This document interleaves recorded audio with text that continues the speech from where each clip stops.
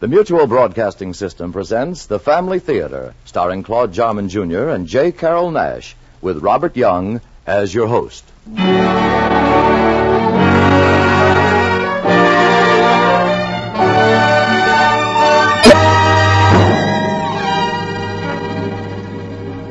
More things are wrought by prayer than this world dreams of.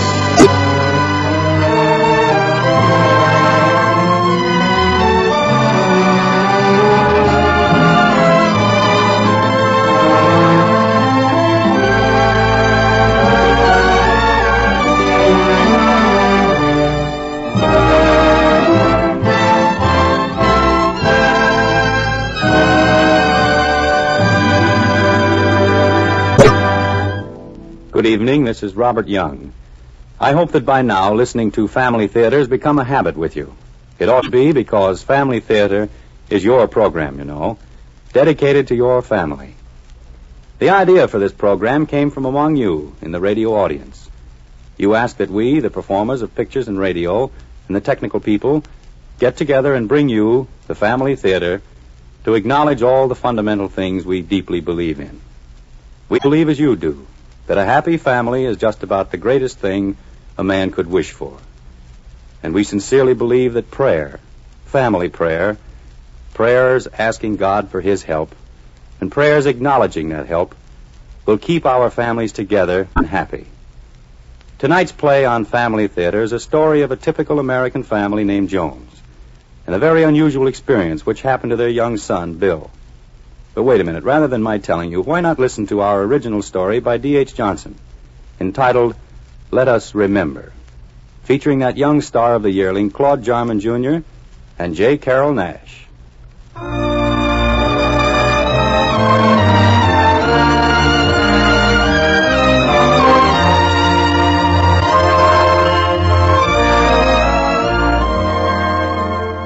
It's been said that the sad thing about being young is that you're never old enough to appreciate it. Take young Bill Jones, for example. He has the youth for which many of us would trade all our possessions. He has good health, a good brain, and, judging by the house on whose back steps he is now unhappily sitting, a good home.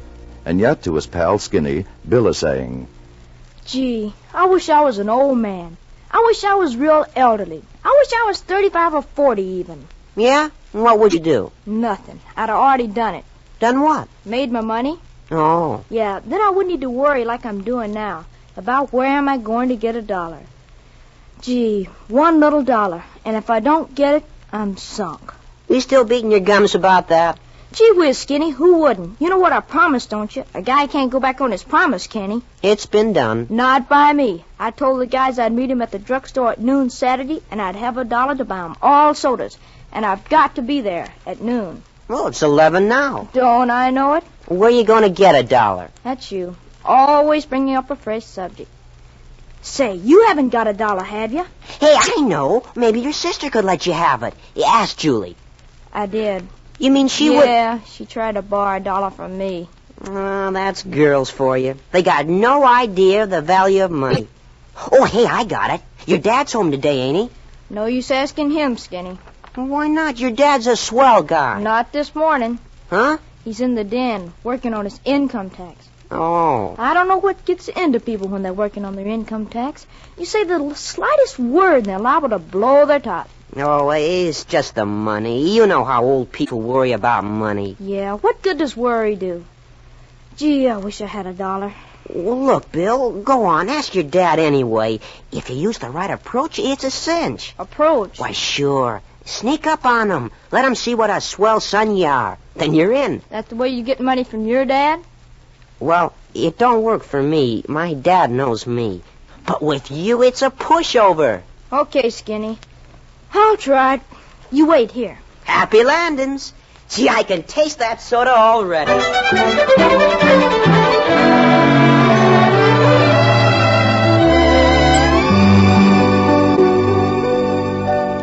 Let's see, 9, 14, 21, and 7 is 28, 36, 43, and 11 is 54. Hi there, Dad. Oh, now I've got to do that whole column over again. What's doing, Dad?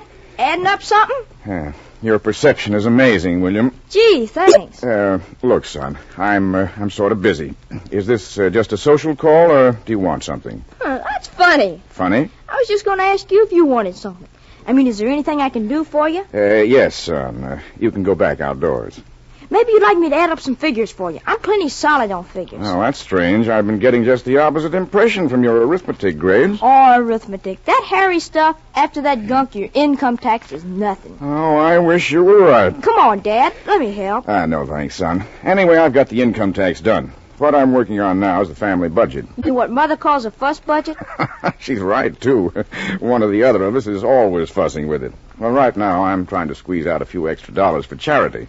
Gosh, you get plenty of charity already, don't you, Dad? Well, we try to, son. Your mother and I believe in doing unto others as we'd have them do to us. But right now, we're trying to do a little more than usual. Something new coming up? No, it's nothing new. It's been going on for a long time, son.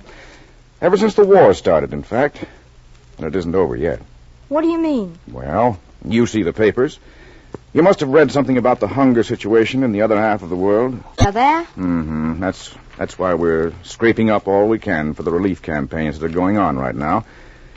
There are still too many people praying, "Give us this day our daily bread," and putting a real plea into every syllable. Yeah, it must be pretty rugged, all right. Look, son, why don't you go outside and play? Well, listen, Dad. I really did come in because I wanted something. Yes, I suspected that. Look, you don't want the guys to be calling me a Nicky, do you? Well, whatever that means, I imagine I don't. Okay, then. You've got to help me, Dad. I'm really in a spot. So? What's afoot? Afoot? Oh, to use the classical phrase, what gives? Well, you see, I was coming home from school yesterday, and something kind of hit me. Not hard, I hope. I mean, kind of an idea. You know what I mean. So I said to a bunch of the kids, I said, meet me at the drugstore Saturday noon. I'll buy you all sodas. I'll have $1. Well, is that all? Well, all except one thing, Dad. I haven't got the $1. Look, son, you got your allowance at the beginning of the week, you know. Yeah, but that was the beginning of the week. Things are high these days. Money doesn't go as far as it used to. You know, I've heard rumors about that myself. How's about it, Dad? Can I have it, huh? Can I? Please? Well, I'll tell you, son. Excuse me, George. May we come in a minute? Why, of course, Mother. William and I aren't doing anything important. Not important. I wanted you to see Julie's first formal. Just got it finished. Come in, dear. Oh, isn't it wonderful, Dad? Isn't it just absolutely beautiful? Look at that. Hey, sis, that's terrific. You made that all yourself, Mother? Mm-hmm. Every single stitch. Well, it didn't come out quite right around here. Now, wait a minute. Don't start picking flaws. Why, I'd have sworn it came out of the best store on Fifth Avenue. Oh. It's beautiful. Of course, you got to give a little credit to who's got it on. Well, what do you know about that? A compliment from my own brother. Oh, skip it. I didn't mean it. Don't let him fool you, Julie. We both think you're lovely. In fact, if I'd only met you first, I'd probably have married you instead of... Oh, Dad. George, what a thing to say. Well, come, dear. We mustn't keep your father from his work. And you too, William. George, has he been bothering you about that dollar he wants? Yes. He mentioned it, Mother. I've made up my mind on the matter. Good. I hope you'll be very firm. Come, Julie. I want to take a little tuck in that peplum. A tuck in the peplum? Gee, what's that? Well, that's woman talk, William. We don't always understand them, and they don't always understand us. Here's something for you. $1. Gee whiz, Dad. Thanks a million. I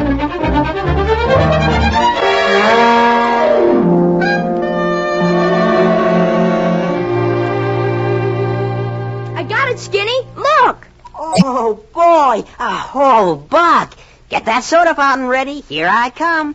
I'll be coming around the fountain when I come. Let's go this I'll way. be We'll coming take the around the shortcut through the fountain park. when I come. I'll be coming around the fountain with a soda like a mountain. I'll be coming around the fountain.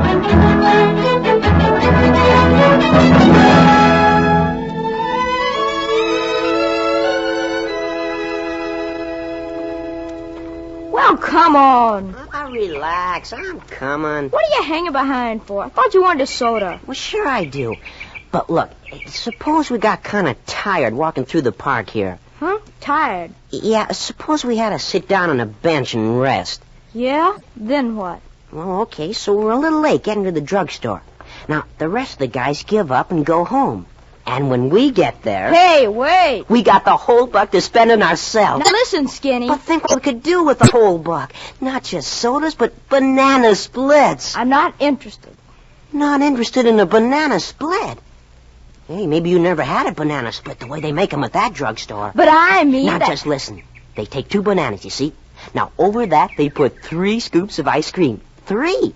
Over that, pineapple sauce. Over that, whipped cream. Over that, chopped walnuts. And on top of that, a cherry. Gosh, how can you say you ain't interested? Yeah, but Skinny, don't you get me? I promised the guys. Okay. You got to keep a promise. Oh. But look, if some of them don't come and we can stretch this dollar far enough to... Hey! Where is the dollar? Huh? It's not in my pocket. Are you kidding? It's not in my pocket. I know I had it in my pocket. Hey, you know something? You remember just when we came into the park, you took out your new Scott knife to show me the special blade? Yeah. And we looked for something to try it out on? Hey! The dollar was in the pocket with the knife. It fell out. That's what I've been trying to tell you. Gee whiz. And that was way back there, too. We'd better get back there and find it before somebody else does.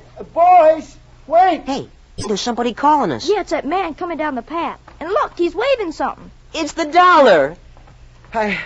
I think maybe this belongs to one of you boys, huh? Gee, thanks, mister. Oh, gosh, we was just getting kind of worried. Well, I saw you drop it when you turned into the park. Next time, I hope you don't walk so fast, huh? You see, Bill, I was just telling you we should not hurry. Well, 2 boys with $1 to spend and you don't want to hurry? Well, sure, if we hurry, we just get sodas. But if we take our time, it could be banana splits. Banana splits? What is that? You mean you don't know? Well, I'm sorry. I come from another country. Okay, it's about time somebody told you. Now, look, let's sit down on this bench, and I'll tell you all about it. Now, a banana split Look, is the Skinny, the guys are waiting. Let them wait. Maybe they'll go home. Now, first you take a banana, see, and then you split it. You go ahead and tell the kids to wait, and I'll be there in a minute. I'll tell him what it is. Oh, but gee whiz. Go on. I can tell him faster. Oh, jeepers, always in a rush. Suppose you did promise the guys. Oh, please. This is not important. I do not want to take a boy's valuable time. That's okay. You gave me back my $1, didn't you? All right, here's what a banana split is. First, they take a banana and split it.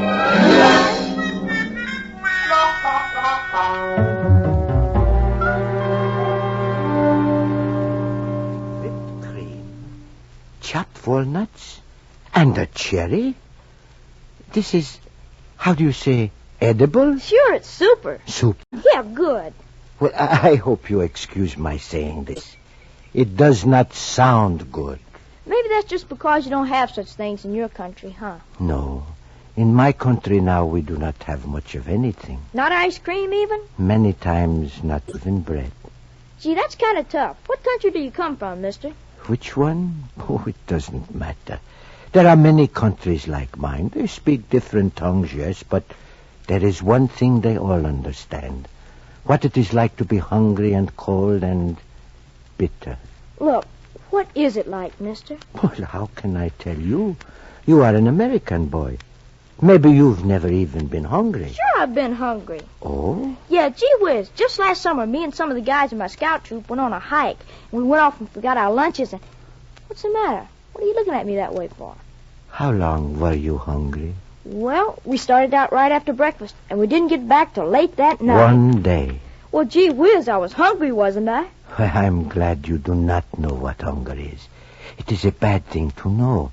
It does a bad thing to your heart. The hunger that goes on not for a day, but months and years. A little to eat, yes, but never quite enough.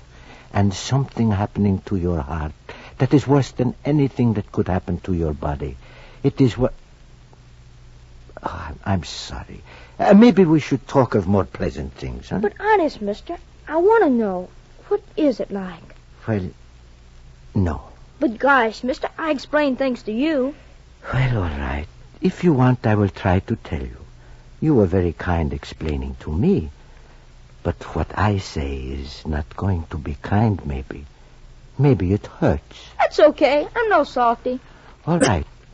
maybe the best way is for you to help me. I have not much words, but you have an imagination. We put them together and maybe we get a picture, huh? Okay. Okay. Oh, I like that word. Okay. It is so American. Well, all right. Now, you can imagine maybe you are a boy of your own age in my country. You have got now, I suppose, a comfortable home, huh? A good American home. And a family? Sure, Mom, Dad, and my sister. So, but this boy you are imagining yourself to be, he would not have this comfortable home. Once he did, but it was bombed, destroyed. So you are living now maybe in a cellar. You and your mother and sister. Your father, well, like most of the fathers in my country, he was in the military and maybe he did not come back. So you are wearing rags and you are cold. And as for food, well, it has been a long time since you have seen anything like good meat or milk or bread. A long time. But you have not forgotten what they are like. Because food, any food, is the thing that is always in your mind. Always you are saying...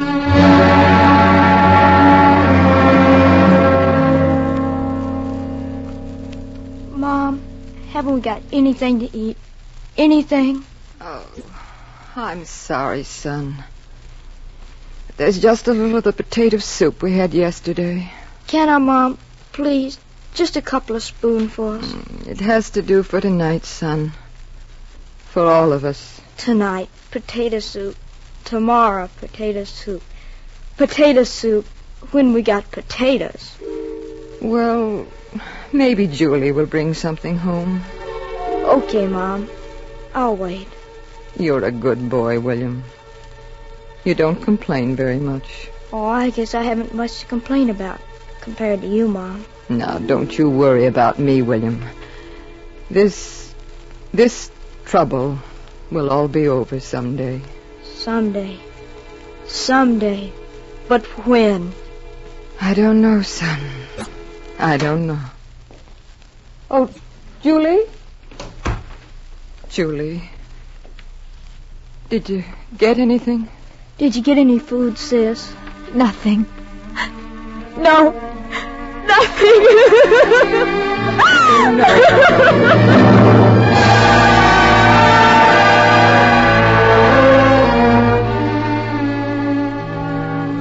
Now, maybe to you, my boy, this looks, how should I say, impossible, huh? Maybe you cannot imagine it happening to you and your family. But it has happened to families just like yours. Much worse has happened. Things I cannot even tell you because you are a boy. A good boy. A fine boy. So what does a good boy do when his life and his world is filled with the dull grey ache of hunger? Maybe you go out to find some work, huh? To get a little money to buy food for the people you love? All right. You walk down to a street where once there were factories, though now they are ripped open by bombs, and the black beams are like ribs bared by famine. But finally you do find one building that still stands.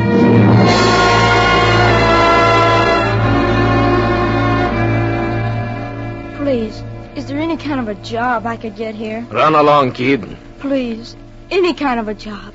I'll do anything. Please. How can I give anybody a job? I have no machines, no materials, no nothing. Now, get out!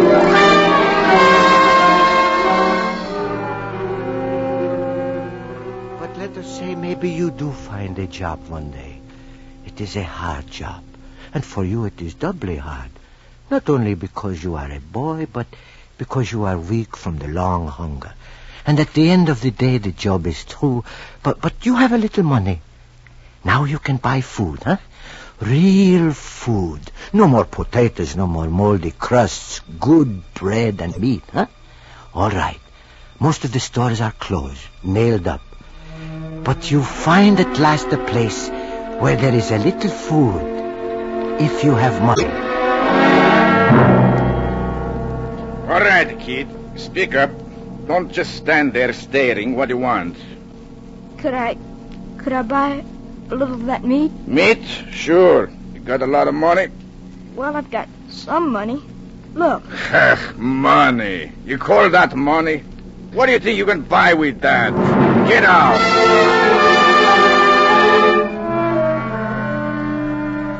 The prices are high in the black market. And nowhere, it seems to you now, is there pity. Is there help? Is there even understanding for you? A boy lonely and afraid in a world he never made.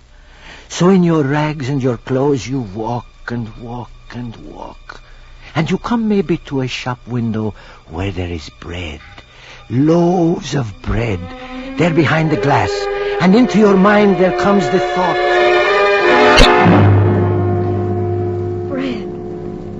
Bread. If I could only get a loaf of that bread. I can! Come back here! Come back here! What do you think you're doing? Break my window, will you? Please, mister, please, don't hit me! Steal my bread, will you? No, mister, please! You thief! You thief! I'll teach you!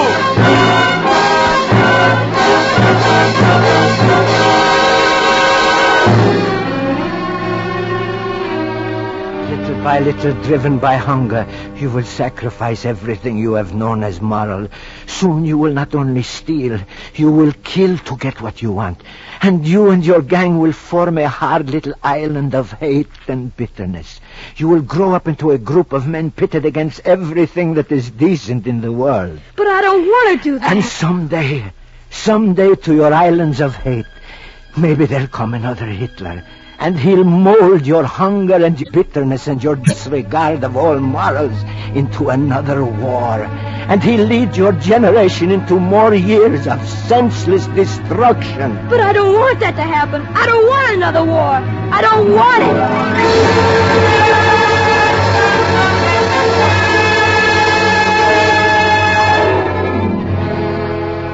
Why, excuse me. I am so sorry. I knew it would not be kind to tell you these things. What hunger can do to your heart. But I don't want it to happen. I don't want it. Well, who does? Because all the future of the world is in the hands of that boy you imagined yourself to be. His world is going to be what he makes it now. And your world, too. Hey, what's the matter with you, Bill? The guys are waiting. Come on. Oh, maybe you had better go. Remember, you promised, huh? Well, I guess. Okay. Goodbye, mister. Goodbye, my boy. Maybe I will see you again sometime, huh? Hey, Bill, what were you talking to him about so long? Oh, you wouldn't get it, Skinny. Hey, what am I, a moron or something? Maybe you would get it at that. Look, what we were talking about.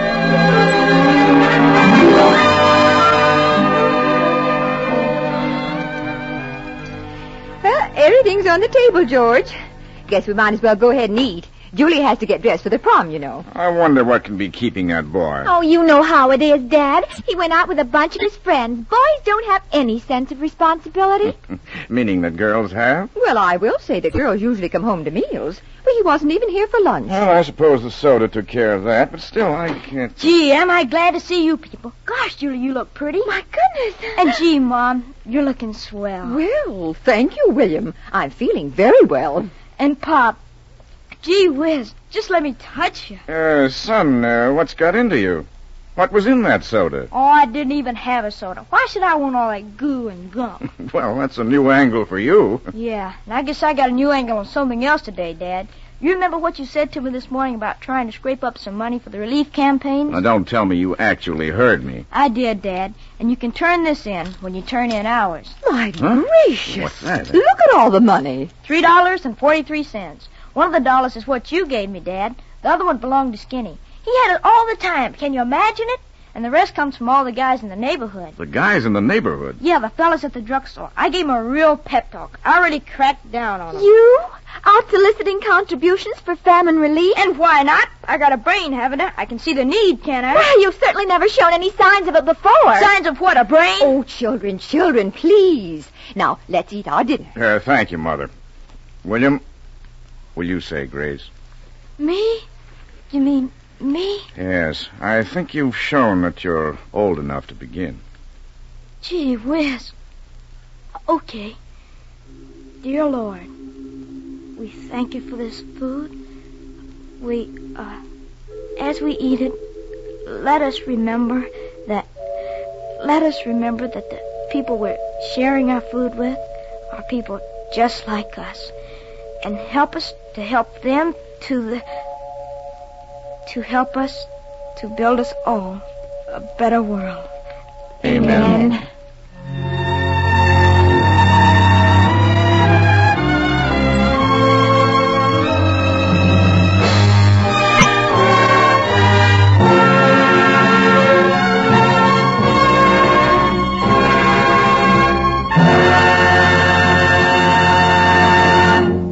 Thank you. Thank you, Claude Jarman, Jr. and J. Carroll Nash. This is Robert Young again, and from your letters I know that many of you, in fact most of you, listen to Family Theater with your families. And how fortunate we American families are. Look at our children, then think for a second of the children of Europe. Think of the story in tonight's play. Millions of them facing one of the cruelest winters in Europe's history. Their clothes in rags, and thousands of kids, little kids, 6, 7, 8 years old, rooting in garbage cans for food. Now look at your kids. You have to admit, we're pretty lucky. And think for a second of Europe's displaced families. Fathers, mothers, and children, all separated, all frantically searching for each other, trying to be what you are, together. Just being together would be their happiness, a happiness we already have. But that family life is what so many of us seem bent on throwing away. Our divorce courts are jammed. Our newspapers repeat over and over again the words, juvenile delinquency. What's happening to us? Aren't we up to the job of keeping our homes and families together? Is it too much for us? All right, maybe it is. But we don't have to go it alone. We can get help. The most wonderful and powerful help a man could ask for. And that's all we've got to do. Ask for it. Ask and ye shall receive. Ask God to help. Pray. And pray together with your family. A family that prays together stays together. So pray together tonight, tomorrow night, and every night. Pray that your family would be together always.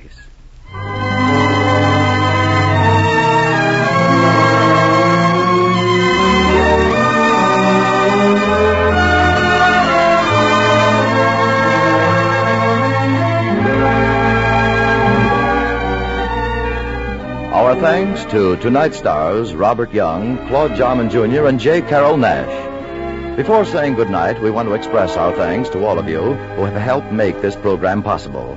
Thanks also to Fred Mackay for directing our play tonight, and to our producer, Bob Longnecker. Next week, our stars on the Family Theater will be Edward G. Robinson, Pat O'Brien, and Bill Williams in an original story by True Boardman entitled Work of a Lifetime.